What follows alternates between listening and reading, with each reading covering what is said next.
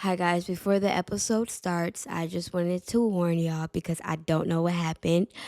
Um Near the end of the episode, the audio is going to cut out. I really don't know what happened. I don't want to cut it out.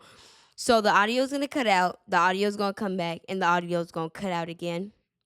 So, if the audio sounds a little off, right? When you're almost done, it's because the audio cut out as I was recording and it kept coming back. And I look a mess right now because I just got off work. But I just wanted to give y'all a warning before you begin watching this episode. Thank you so much, and I hope you enjoyed this very vulnerable and transparent episode. Bye. Hi, guys. Welcome back to Full Surrender Podcast. I am your host, Carol Faye. Thank you for joining me on another episode, y'all. I am literally laughing because I broke my microphone stand, and now I have to hold it like this. Hopefully, I don't forget and start talking with it right here. But yeah, welcome back to another episode of Full Surrender Podcast. I'm gonna come on here very vulnerable, very honest. I did not want to record. I did not want to record. Y'all. So I know that throughout our life, we are gonna endure suffering, right? It's not gonna be easy at all. Like with Job, have you considered my servant Job? Like volunteered. Have you considered my servant Job? And I remember very well when I was younger, and when I was younger, and I was reading my Bible, and I remember reading when the man told Jesus that he wanted to follow him, and Jesus responded, and Jesus said that foxes have holes, the birds of the air have dens, but the Son of Man has nowhere to rest their head. That is to this day one of my favorite scriptures because when I read it, I was like, Carol, understand that when you say yes to the Lord, that if you truly want to follow the Lord, not simply have a religion, because everybody has a religion, everybody believes in something, but make sure that you are both feet in. Like, if you say yes to the Lord, understand that there is a cost, understand that it's going to be costly, understand that there's going to be suffering, and I still said yes to the Lord, knowing that it was going to be costly, and it's still the greatest decision that I've ever made in my life. I am 24 now. Um I did not want to record today, but again, I came and recorded. I'm like, "You know what? Let me just record and be vulnerable, because maybe I could use that as well. I could use that as well to just release my thoughts more." Um and be vulnerable about what I've been going through. And again, it might be three, four, five people that see it. It might be 30 people that see it. But I'm just gonna come on here and be vulnerable. So, like I said, I'm 24, and my life, I felt like Abraham. And again, another reason why I'm recording and being vulnerable and talking about it is because maybe someone else is going through the same thing or feeling the same struggles. But I've been feeling like Abraham and a little bit of Job. I moved to Indiana from Africa when I was 9. It was me, my mom, and my sister at that time. Now I have two other siblings, of course, but during that time it was just me, my sister, and my mom. My dad moved to Indiana when I was born to basically get like all the paperwork started. And I know I talked about this in the past, but when I first moved to America, I've never fit in. It was always hard for me to fit in. Um, and I remember when I was in middle school, I would be I would get home from school knowing that I had a really hard day at school. Knowing that I was made fun of all day. Not made fun of all day, but like it was hard. It was really, really hard. But it was mostly like for my skin color or just me being small, and it was just always hard for me to fit in. So whenever I would get home, I would just lock myself in my room, and I would just pray to God, and I would just, talk to God about how I felt, and I would just, be in his word. Um and high school, college, it was still like the same thing. Often in my life, I've really felt as if God just wanted to use me. There were moments where I questioned if the Lord really cared for me, um, it I don't know if the right word is cared for me, but if he saw me, right? If he really saw me, or did he just want to use me for the lives of other people? I could say it like that.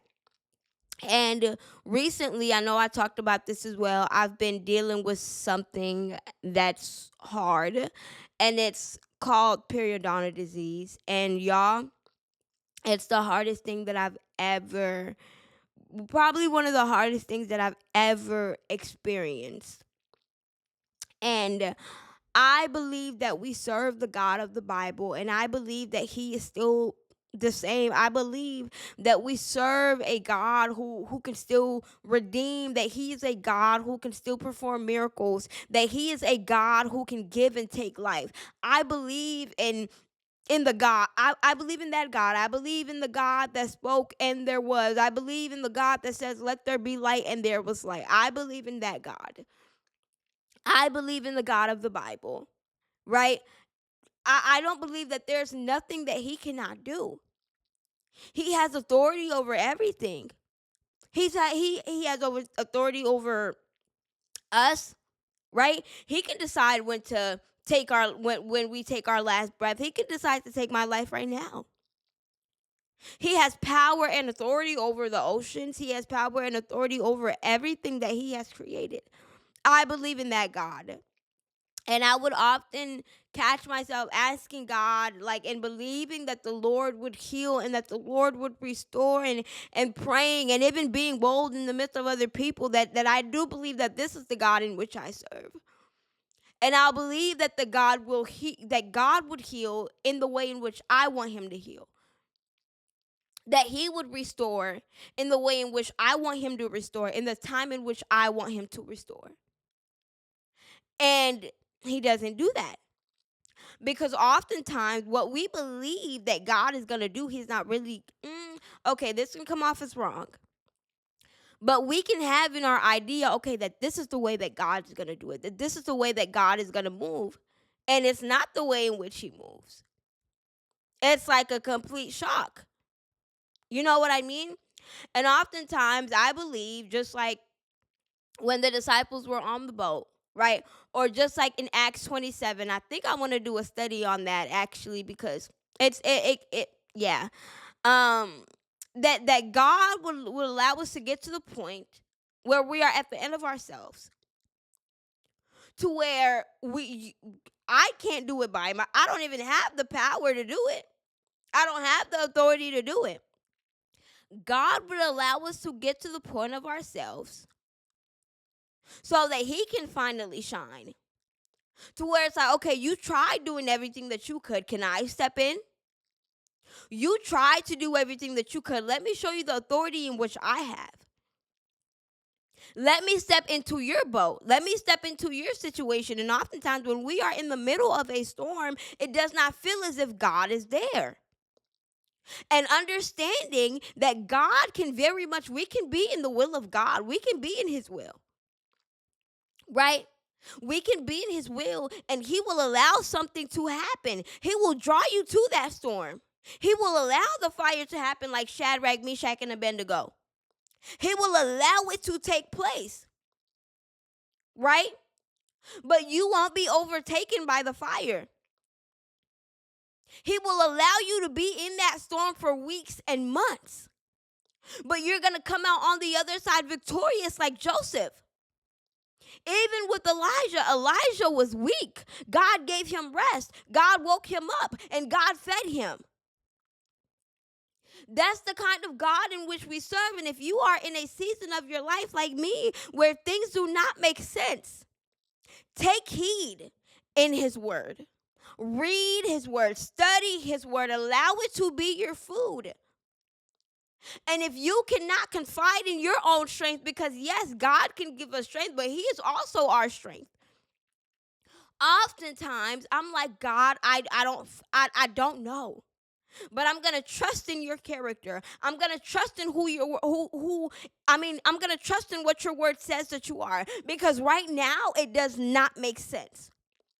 Right now, everything looks and feels foggy. I can't even see a couple feet away. I can't see it.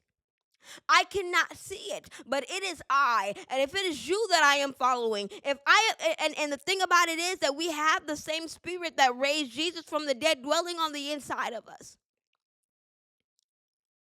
And that alone should show us the amount of, like, come on, man.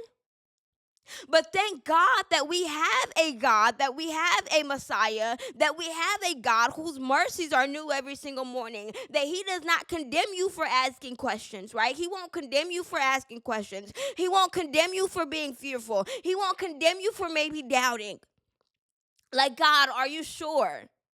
Right? Like Abraham. Abraham asked questions. Abraham said, how am I going to know? Right? Like, listen, and I don't know. I'm 24 and I feel like I have not experienced a lot of things. And I feel like what I'm experiencing right now is like a test. It's putting to test the things that I've told God when I was younger. Because y'all, listen, I truly do love the Lord. Like, it's when I was younger, I remember I used to read about Abraham and I'm like, Lord, like I feel like he has been telling me to leave everything, whether it's from Africa to Indiana. Now I'm in Iowa, right? But I said, Lord, even if you were to take my whole family away, I would still look at you as worthy. I would still look at you as a God that is good. Not saying that it won't hurt, but I will never turn back, because what am I turning back to? What am I turning back to? I remember when I was younger. I won't go into depth as much with this because it's more personal. But I remember I told the Lord there was something that um someone was giving me, right? Because it heals whatever, whatever. And I would throw it down the drain, and I would tell myself and I would tell God that, God, first of all, I don't want you to think or feel like I'm putting anything above you. I don't want you to think or feel like I'm being dependent on anything other than you, right? And I said that if I was to get sick or something was to be wrong with me, I trust that God would heal me. I trust that God would restore me. So now I feel like I'm in a place in my life where that's putting it to test. Like, do you actually believe in what you said? Do you actually believe that? And in the season of my life, 2025 has been hard, but 2025 has been a year of redemption. When I tell you a year of redemption, it has been a year of redemption, a year where He has been keeping me, a year where He has been restoring me, but it's also been a year where I felt weak, to where sometimes I don't want to read His word. Like, I'll have to put on someone else reading it, or I'll have to put on a sermon or a podcast because I just feel too weak. Like, I'll read it and I'll read about certain things that the Lord has done and the certain things that the Lord is doing. And again, I'll be like, Lord, can you do it for me? God, why can't you do it for me? God, this, God, that. God, can you please restore?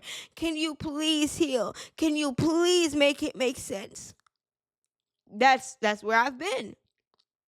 And I've been in a place where I've had such little words to say to the Lord. And I'm like, Lord, and it's gotten to the point where I'm just being vulnerable. It's gotten to the point where I'm not asking Him for anything.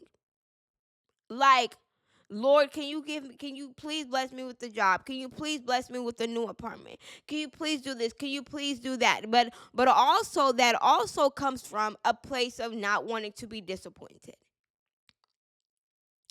Because I think that this, especially the periodontal thing, it caused me to have a sense of disappointment. Especially when I pray and I believe and it does not happen. Right? And that's okay. That's normal for you to believe that the Lord is going to do something, or that the Lord is going to do something in the time in which you think He should do it and He doesn't do it and you feel disappointed. Right? Because our thoughts are not His thoughts. We don't think the way that God thinks. We don't see things the way that God sees things. You know what I mean? So, of course, the time in which we believe the Lord is going to do it might not be the time in which the Lord does it, and that's okay. And that is okay. But in those moments, like me, when you're feeling weak, when you're feeling like you have little words like, Lord, I don't even know what to pray for, but thank you. Lord, I don't know what's on the other side of this trial, of this storm, but thank you that you are with me. Thank you that you are keeping me. Thank you that you are sustaining me.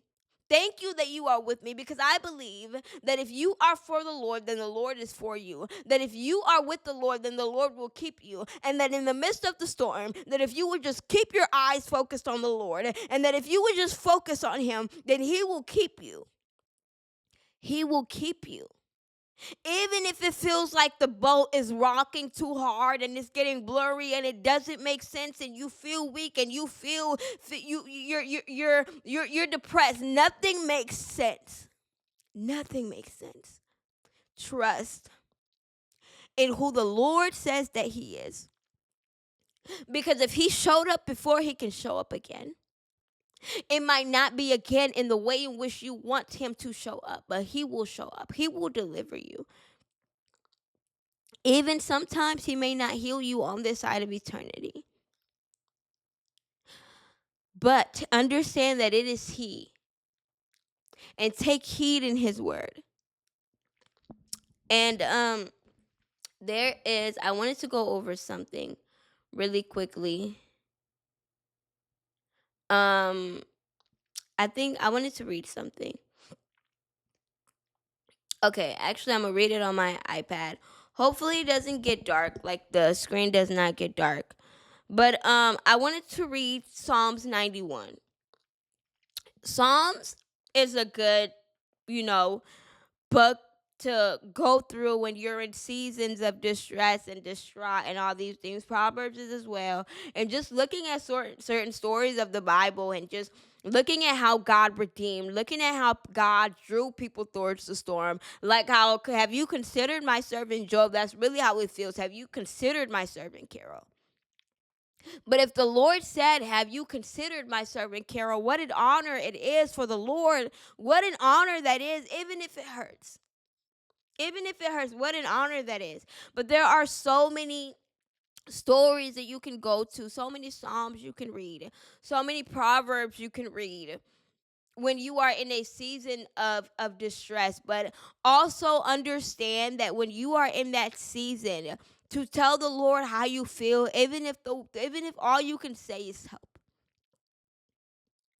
Even if you listen to William Augusto and you're just in the room and you're just listening and you're meditating in his presence. Even if the only thing that you can do is weep and cry.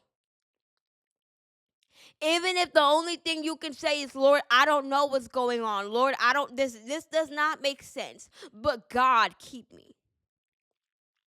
That, Lord, I remember when I was younger. Wow. I remember when I was younger. I remember I was in my room and I was talking to God and I was crying as always, because the God makes me emotional. And I told the Lord, I said, Lord, if it is not of your will for you to take me out of this situation or out of this feeling that I have right now, do not take me out of it.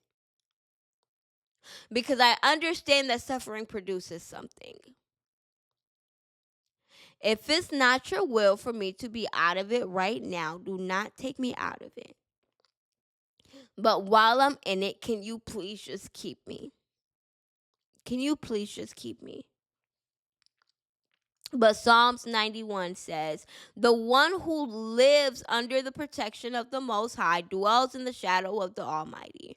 I will say concerning the Lord, who is my refuge and my fortress, my God in whom I trust. He himself will rescue you from the bird trap, right? From the destructive plagues. He will cover you with his feathers. You will take refuge under his wings. His faithfulness will be a protective shield. You will not fear the terror of the night, the arrows that fly by day, the plague that stalks in darkness, or the pestilence that ravages at noon. Though 1,000 fall at your side and 10,000 at your right hand, the pestilence will not reach you. You will only see it from your eye and witness the punishment of the wicked, because you have made the Lord my refuge, the Most High, your dwelling place. He is your dwelling place. No harm will come to you, no plague will come near your tent, for he will give you his angels orders concerning you. Do you hear that? He will give his angels orders concerning you to protect you in all of your ways. That's encouraging. That just encouraged me.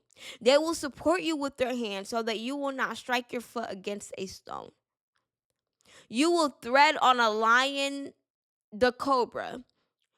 You will trample the young lion and the serpent, because he has his heart set on me. I will deliver him. I will protect him because he knows my name. When he calls out to me, I will answer him. I will be with him in trouble. I will rescue him and give him honor. I will satisfy him with a long life and show him my salvation. There are a lot of other psalms that encourage, but let me say something really quick.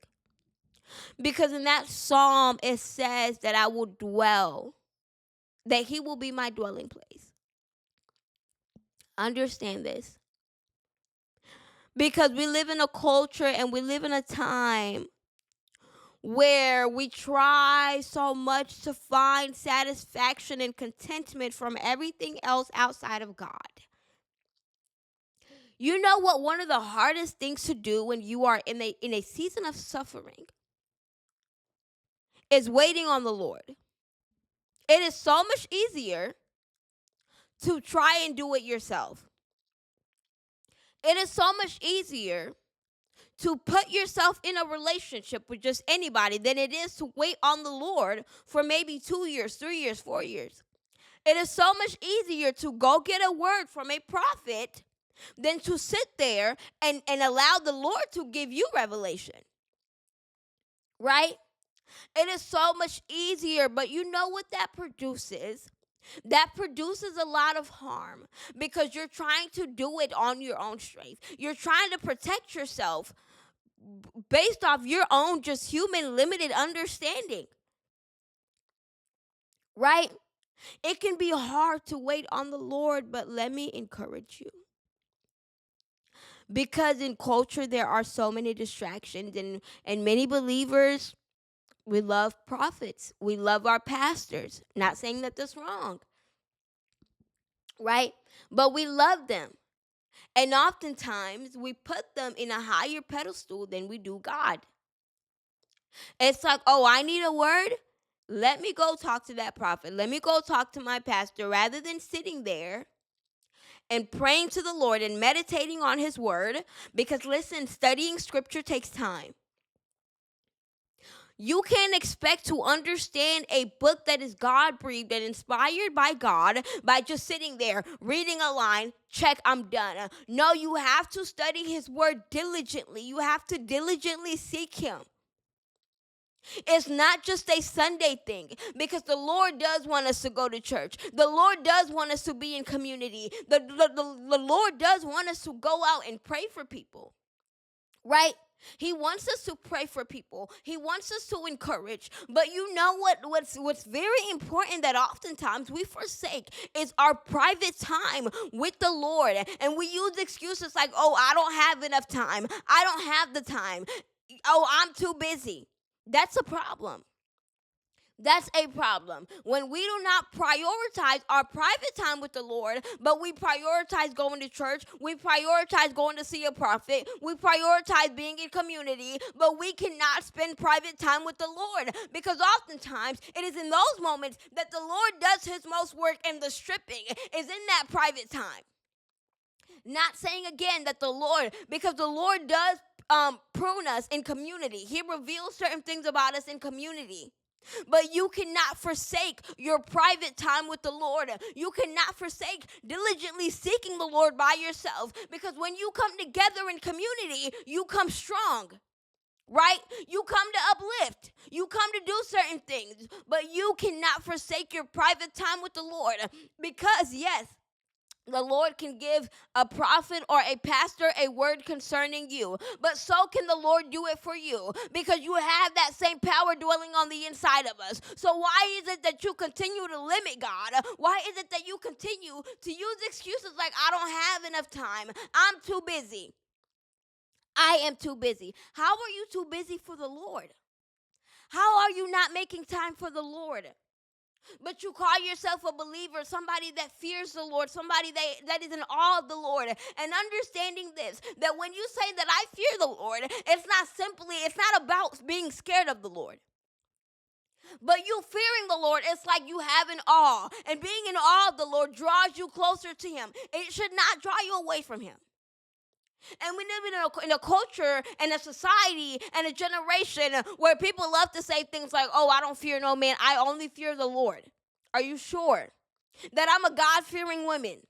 That I'm a God-fearing man? How are you a God-fearing woman and how are you a God-fearing man, but you're not drawing closer to the Lord? You're actually drawing farther. I don't care if you pray before you eat. I don't care if you say that I believe in God.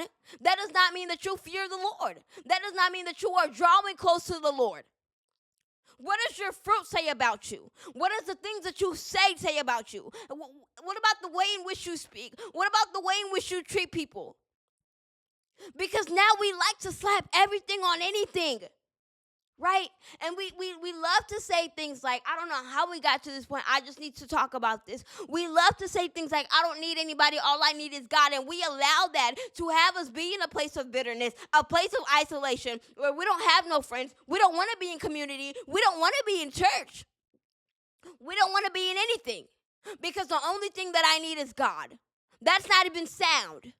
Because Jesus needed people. Jesus had a Judas. Jesus was in community. Jesus allowed his community to experience him on intimate levels.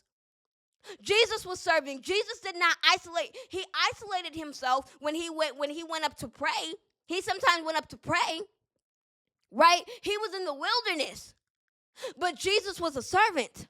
Jesus was about the will of his Father. Jesus was not about himself. And we live in a culture that talks about God and slaps God on everything, but we isolate ourselves and everything is about me and I'm always right and I'm not doing anybody wrong. Now understanding that we are also the problem and we allow ourselves to live from a place of bitterness.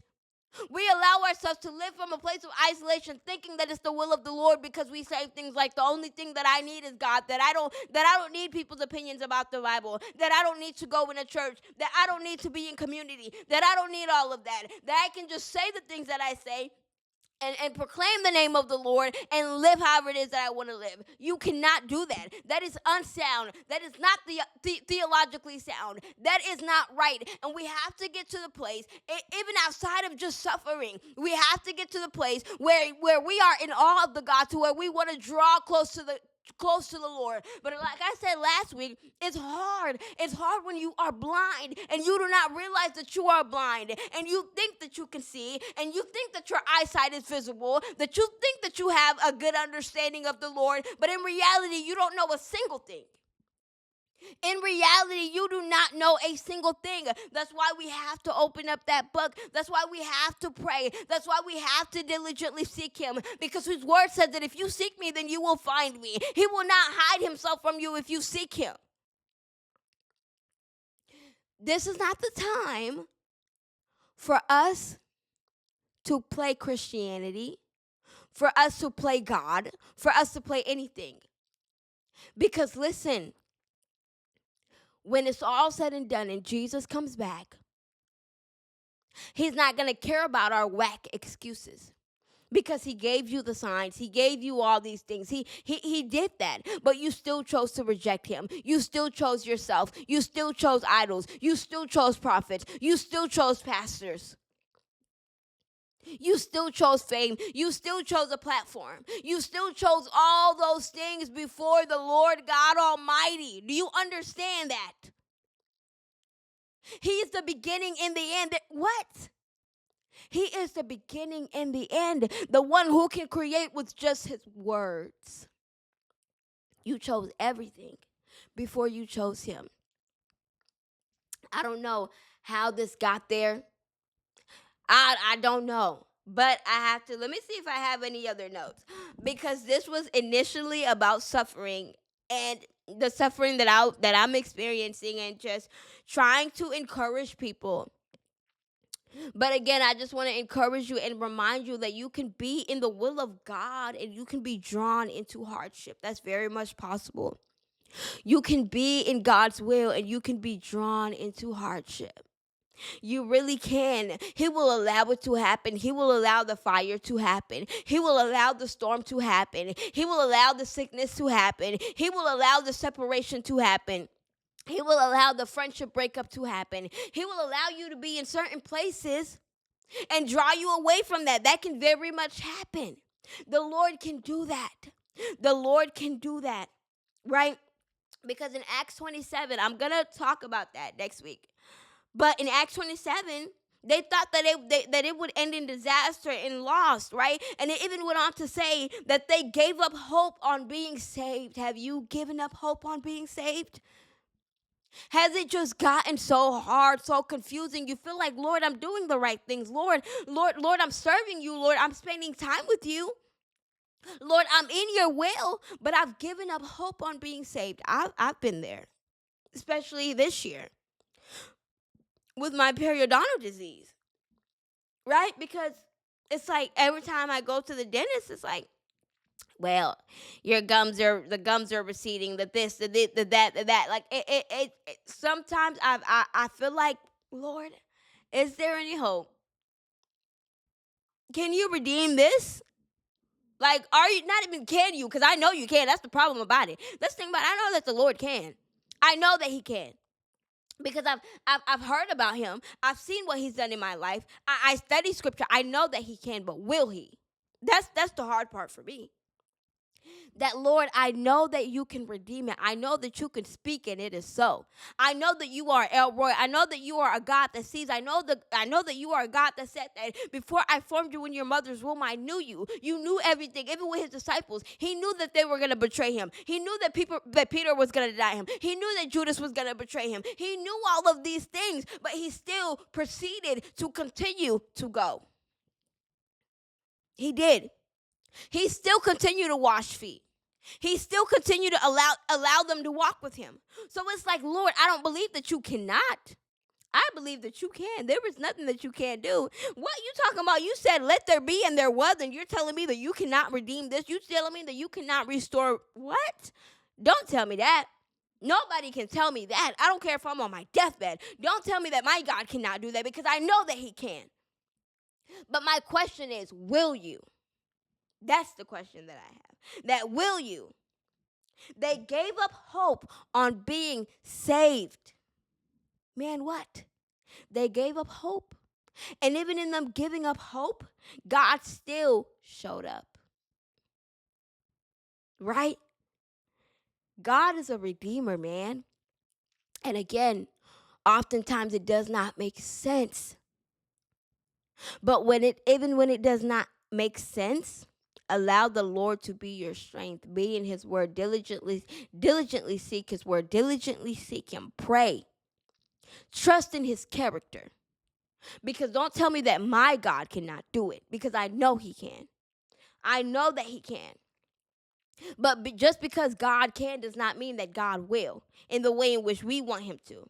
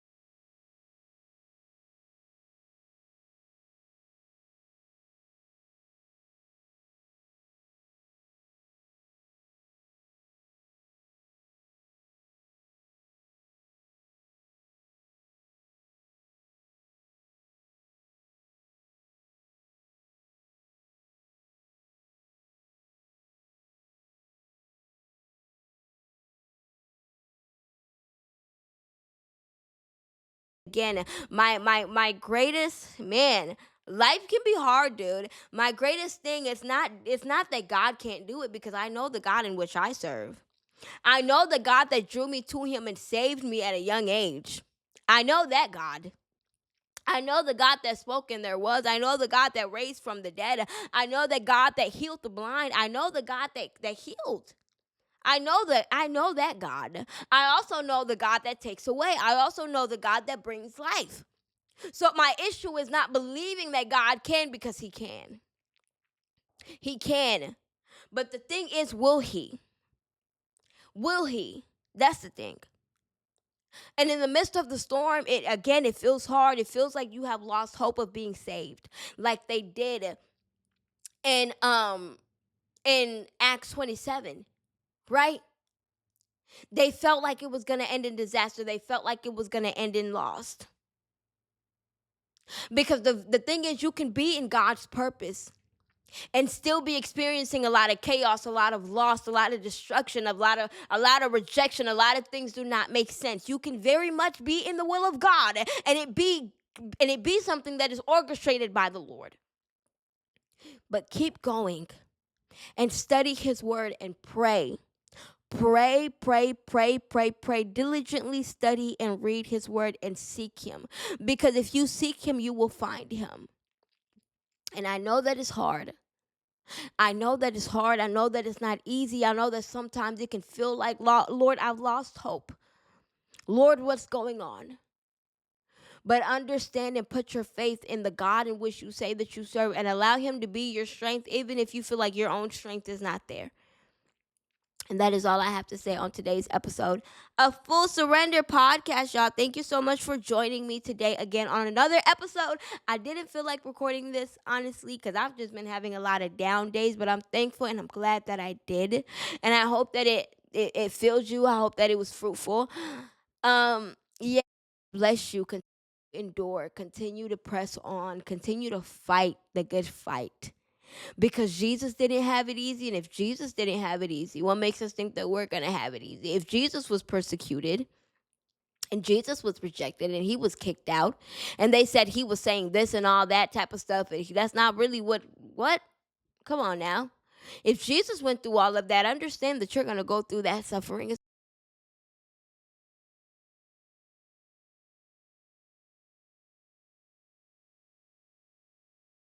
you. Understand that he will keep you. And that's all I have to say on today's. Have an amazing day. Bye bye.